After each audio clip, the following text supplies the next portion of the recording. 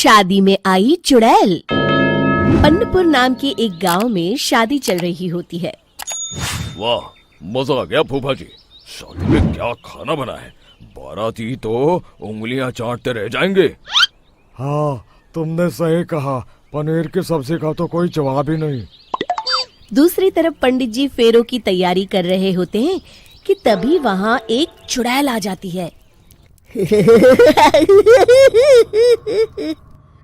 अरे मर गया रे, ये चुड़ैल यहाँ क्या कर रही है?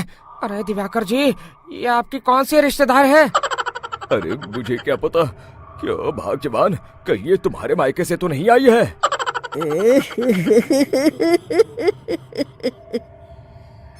तुम लोगों की इस गांव में बारात लाने की हिम्मत कैसे हुई? मेरे रहते इस गांव में किसी की शादी नहीं हो सकती। अब तुम लोग देखो मैं क्या करती हूँ।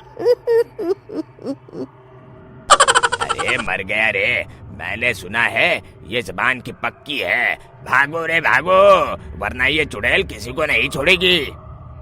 हाँ, तुम सही कहते हो मोहन भाई, यहाँ से भाग लेने में ही हम सबकी भलाई है। देखते ही देखते शादी के मंडप में भगदड़ मच जाती है और चुड़ैल सब कुछ उजाड़ कर रख देती है। फिर एक दिन मोहन की शादी तय हो जाती है। अरे भाई, अगले हफ्ते मेरी शादी तय हो गई है, लेकिन इस चुड़ैल की दहशत के मारे तो मेरे हाथ पैर कांप रहे हैं। अरे मोहन, तुम्हारा दिमाग तो खराब नहीं हो गया? तुम अपने साथ साथ हम सब गांव वालों को भी बलि का बकरा बनाना चाहते हो? उस चुड़ैल के रहते तुमने अपनी शादी के बारे में सोच भी कैसे लिया? देखो गोपाल, डर तो मुझे भी लग रहा है, लेकिन उस चुड़ैल के डर से मैं जिंदगी भर कुंवारा तो नहीं रह सकता। तभी वहाँ मोहन के होने वाले ससुर आ जाते हैं। अरे ससुर जी, आप? देखो, अब तक मैं तुम्हारा ससुर बना नहीं हूँ और शायद बनूंगा भी नहीं। ये आप क्या कह रहे हैं? मैंने तो शादी का कोड भी सिलवा लिया है। मैं अपनी बेटी की शादी किसी अच्छे गांव में कराना चाहता हूँ। तुम्हारा गांव तो भूतिया गांव है।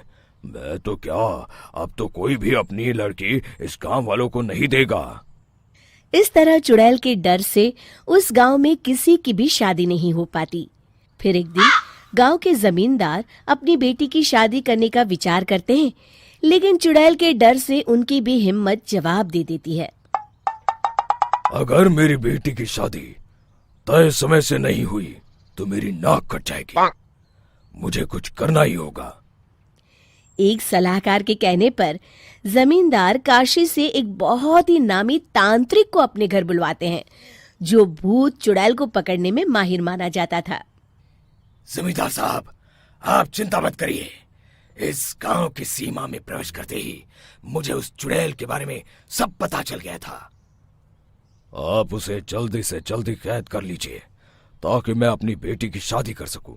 जब वो चुड़ैल एक इंसान थी, तब ठीक उसकी शादी करने वाले दिन ही उसकी और उसके होने वाले पति की एक दुर्घटना में मौत हो गई थी। उसका होने वाला पति आज भी भूत बनकर जंगल में भटकता है। इसलिए जब तक चुड़ैल की शादी नहीं हो जाएगी, वो किसी और की भी शादी नहीं होने देगी। ये आप क्या कह रहे हैं? अगर वो भूत भी हमारे गांव में आ गया, तब हमारा क्या होगा? ये आदमी बीच में बहुत बोलता है, इसे बाहर निकालो। उसके बाद तांत्रिक बताते हैं कि अगर उस भूत के साथ चुड़ैल की शादी करा दी जाए तो वो चुड़ैल हमेशा हमेशा के लिए उस गांव को छोड़कर चली जाएगी। जमींदार साहब, आप अपनी बेटी की शादी की तैयारी शुरू कर दीजिए। मैं कुछ गांव वालों को अपने साथ लेकर उस भूत को ढूंढने जंगल की ओर जाता हूँ। इस तरह जमींदार निश्चित होकर अपनी बेटी की शादी करवाने लगते हैं, लेकिन तभी वहाँ चुड़ैल आ जाती है। मैंने तुम गांव वालों को समझाया था ना कि इस गांव में कभी कोई शादी नहीं करेगा। लगता है तुम लोग मुझे हल्के में ले रहे हो। चुड़ैल जमींदार की बेटी को उठा लेती है।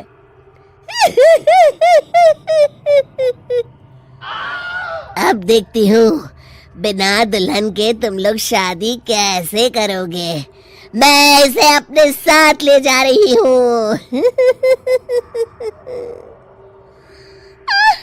छोड़ मुझे, पिताजी, मुझे बचाइए। अरे कोई मेरी बेटी को बचाओ। तभी तांत्रिक उस भूत को लेकर वहां पहुंचता है। अरे भाग्यवान, रुको, इन मासूमों को परेशान मत करो, मैं आ गया हूँ, अब तुम मेरे साथ चलो। चुड़ैल बहुत खुश हो जाती है। आप आ गए, चलिए अब हम मंदिर में चलकर शादी कर लेते हैं।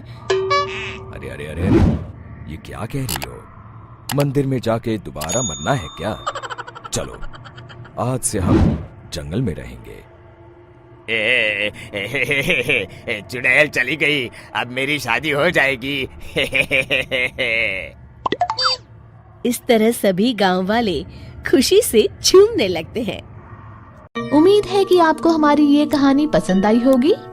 कृपया हमारे चैनल को सब्सक्राइब करें और सभी अपडेट्स के लिए बेल आइकन जरूर क्लिक करें। और हाँ, वीडियो लाइक और शेयर करना मत भूलिएगा। Bye bye.